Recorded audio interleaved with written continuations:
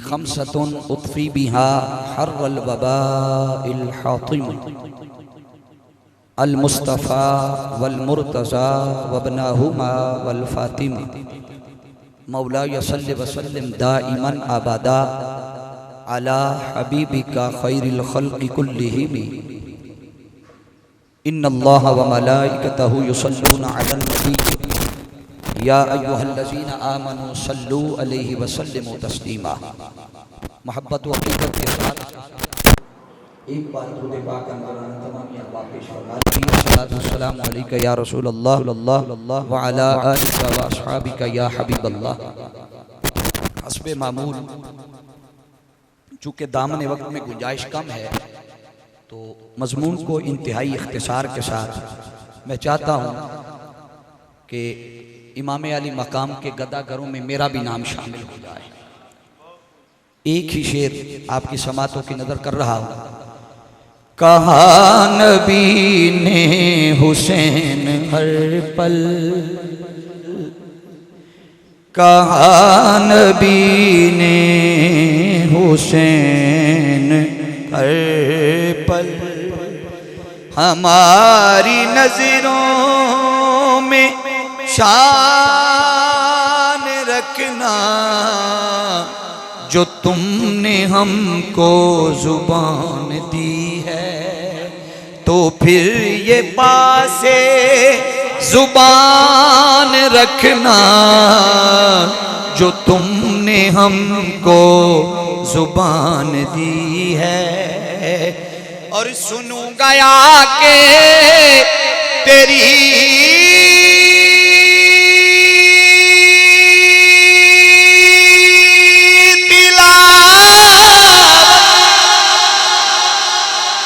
कुरान पढ़ना तो ऐसे पढ़ना जो सर भी तन से जुदा हो, फिर भी जो सर भी तन से जुदा हो, फिर भी ज़ुबान पे अपनी कुरान रखना।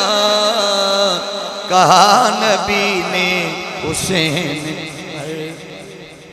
अल्लाह रब्बुल इज़्ज़त की हम्द व सना के बाद आका अलैहिस्सलाम की बारगाह में हदिया दुरूद व सलाम पेश करने के बाद बारगाह हुसैनियत में नौकरी पेश करने के बाद वाजिबुल इहतराम मुअज़्ज़ज़ व मुहतशम किबला पीर सैयद ज़ीशान हुसैन शाह साहब बुखारी, किबला पीर सैयद समीउल हसन शाह साहब बुखारी, किबला पीर सैयद अली हुसैन शाह साहब, सैयद वक़ार हुसैन शाह साहब, जुमला उलमाए किराम सनाखान मुस्तफ़ा सल्लल्लाहु ताला अलैहि वसल्लम। अल्लाह रब्बुल इज़्ज़त का बेपाया फजल व एहसान है कि जिसकी तौफीक ख़ास से मालिक ने ये चंद घड़ियाँ अल्लाह और उसके रसूल सल्लल्लाहु अलैहि वसल्लम को राज़ी करने की गर्ज से हमें अता फरमाई। आज हम ज़िक्र हुसैन के लिए बैठे। याद रख लें, हुसैन का जिक्र हमारा मोहताज नहीं। तवज्जो रखिएगा, जिक्र हुसैन हमारा मोहताज नहीं है। कोई पूछे अगर मोहताज नहीं तो करने क्यों बैठे हो? आओ बताता हूँ। हम तो हुसैन का जिक्र इसलिए करने बैठे हैं कि कल कला कयामत के दिन जब जिक्र करने वालों की फहरिस्त निकाली जाए तो कहीं ऐसा ना हो कि जो फरिश्ते अल्लाह के हुजूर पेश की जाएं हमारा कहीं नाम मिस ना हो जाए। ये नजर उठा के कैसे सामना करेंगे? मुस्तफ़ा की बारगाह में अगर सुरखुरू होना है तो जिक्र हुसैन करने वालों में अपना नाम लिखवाना।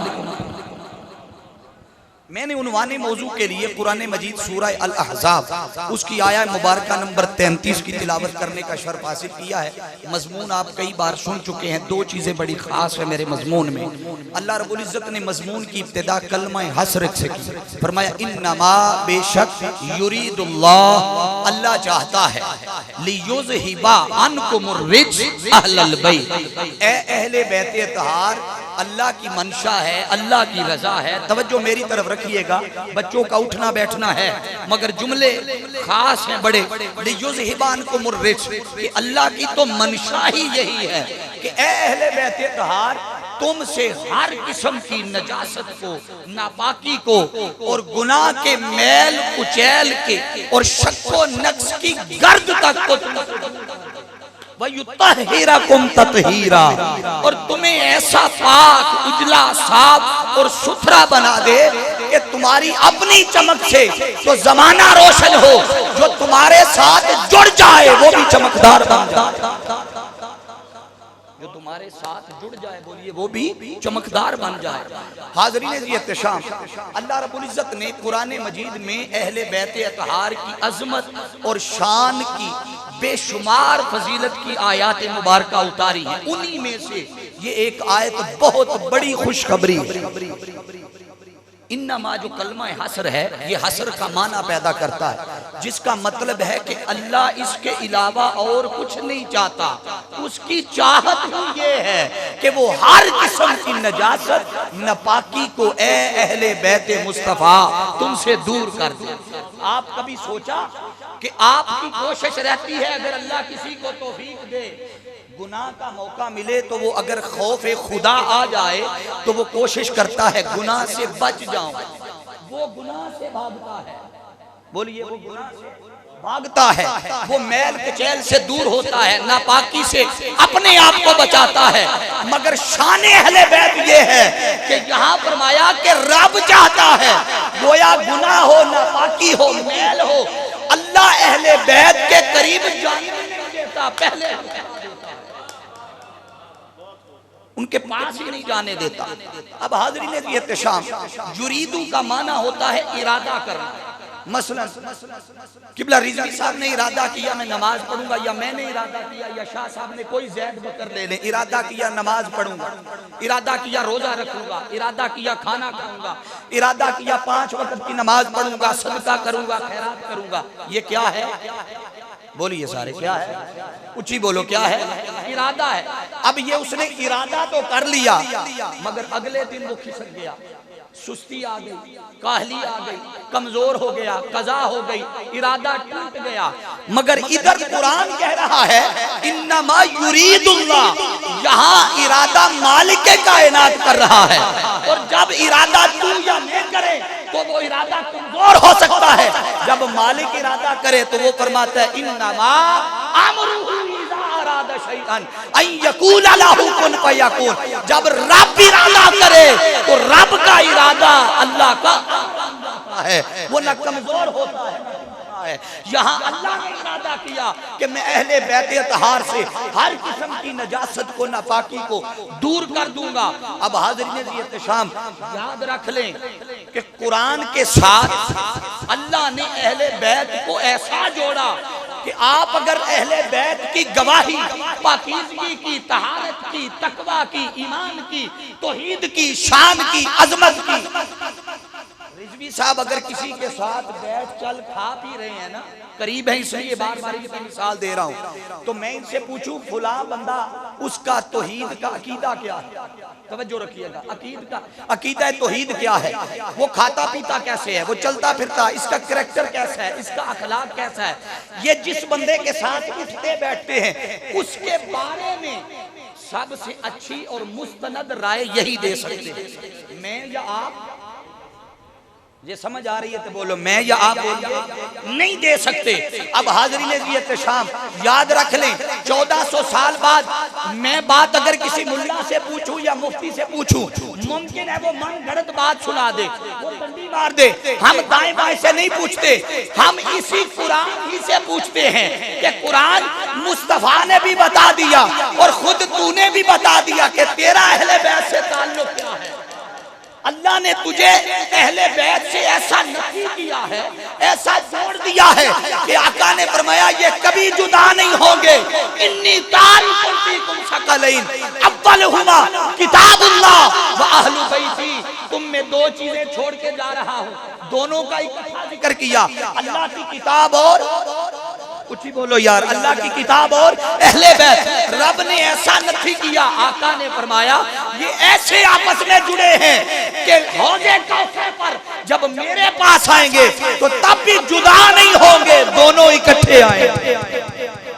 बोलिए, अब आ जाइए उधर कि जब दोनों इकट्ठे हैं तो गवाही देने के लिए इनकी तहारत की, इनकी शान की, इनकी अजमत की हम 1400 साल बाद लिखी जाने वाली किताबों का सहारा नहीं लेते, हम उसका सहारा लेते हैं जो खुदा ने हिदायत के लिए, जहां बार बार इको पानी करें भाई इसकी थोड़ी, जहां बार बार अहले बैत की शान और अजमत की बात आती है।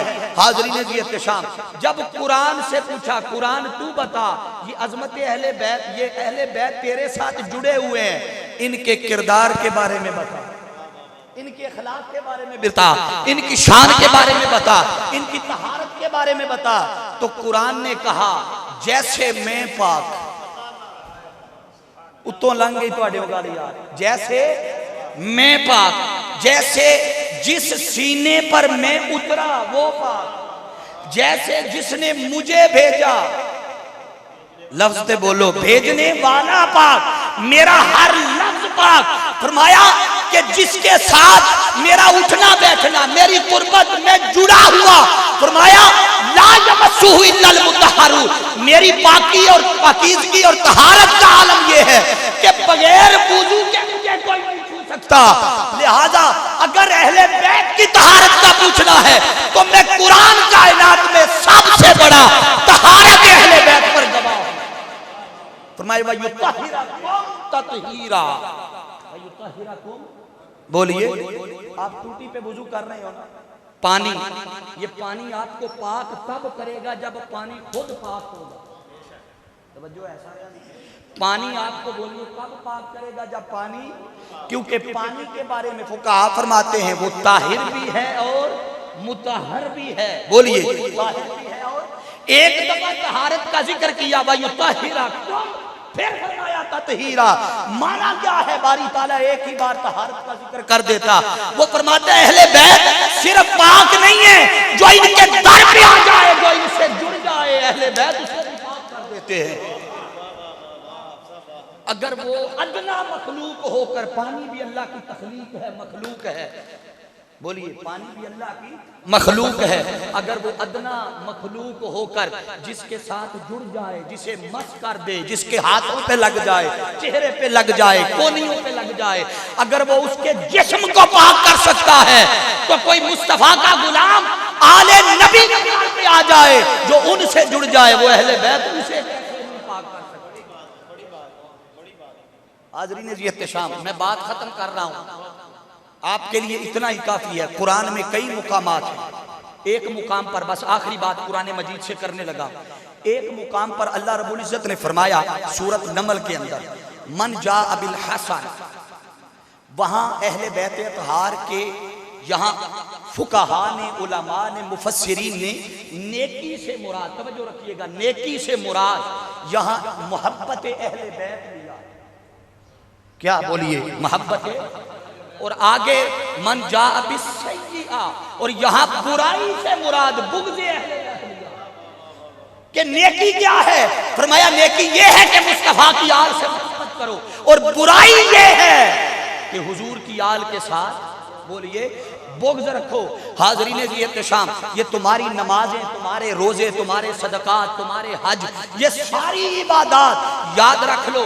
अल्लाह अगर आम बंदा जो वालिदैन का बेअदब हो, बोलिए जो वालिदैन का बेअदब हो, अल्लाह ने वक़दा रब्बुका अल्ला ताबुदू इल्ला इय्याहु व बिल वालिदैनि ihसाना के जरिए मुत्तसिलन तौहीद के बाद वालिदैन के अदब की बात की। हिकमत क्या थी, तवज्जो मेरी तरफ, बस खत्म कर रहा हूं, तवज्जो मेरी तरफ रखिएगा। अल्लाह ने तौहीद के साथ वालिदैन के अदब की बात की, बताना मकसूद था इबादत उसी की कबूल जो वालिदैन का बाअदब, बोलिए वालिदैन का, और अजर क्या दिया कि माँ के कदमों तले जन्नत रख दी, बोलिए माँ के कदमों तले जन्नत रख दी।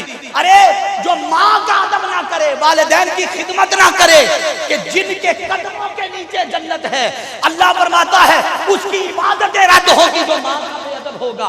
अब सुनिए, उधर माँ के कदमों तले अल्लाह ने जन्नत रखी और बता दिया तुम्हारी नमाजें, तुम्हारे रोजे, तुम्हारे हज, तुम्हारी ज़कातें कबूल। अगर वो माँ होकर कोई बेअदब हो जाए तो रब जन्नत नहीं देता, क्योंकि जन्नत कदमों तले है। अरे अगर कोई माँ का बेअदब हो तो कदमों तले जन्नत रख के भी जन्नत से महरूम रखता है। सुनो, जिन्हें बनाया ही जन्नत का मालिक हो, को, जिन्हें बोलिए बना। अगर कोई उनका बेअदब हो जाए, कोई उनका गुस्ताख हो जाए, तो जरा सोचो उन्हें जन्नत कैसे मिल सकती है। आओ, अगर जन्नत लेनी है तो अपना ताल्लुक अहले बैत से ऐसा बनाओ। किसी शायर का कलम उठा, यही खत्म कर रहा हूं कि मुस्तफा वाले, मुर्तजा वाले, अल्लाह तो मदीने ने आए जेड़े चुप बैठे उची सुभान अल्लाह को ए देते ते आमीन आ छड़ो चंगी दुआ देती तुहानू। मुस्तफा वाले, मुर्तजा वाले, मेरे वारिस ने करबला, दोवे हाथ चौके जरा मिलके कहो, मेरे वारिस ने करबला वाले, मेरे वारिस ने करबला। पर सैयदाना हया कर देने, जेड़े भी लोग ने हया, और सैयदाना मैं सदका मंगदा। एंड करन लगा मैं एक बार सुभान अल्लाह को। ओए सैयदाना मैं सदका मंगदा, हाथ में चुकना जदों दुआ। वमाली